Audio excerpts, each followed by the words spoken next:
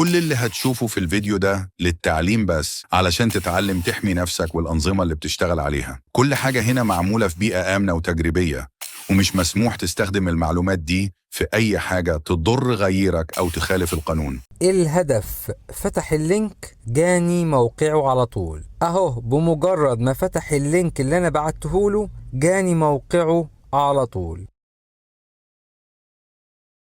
تعالوا نشوف الخطوات. ده من خلال أداة اسمها سيكر. هعمل داونلود وانستول للتول من خلال الكوماندز دي. طبعا كل الكوماندز اللي انا هستخدمها هسيبها لكم في الديسكريبشن تحت. هدخل جوه التول من خلال الكوماند ده وهشغلها من خلال الكوماند ده. هختار من هنا نوع الرابط اللي هبعته له.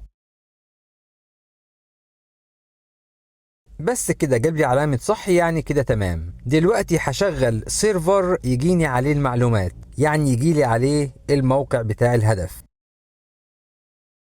ده من خلال أداة اسمها الكلاود فليرد. هثبتها من خلال الأوامر دي وهشغل السيرفر من خلال الأمر ده. هيطلع لي رابط، هبعت الرابط ده للضحية.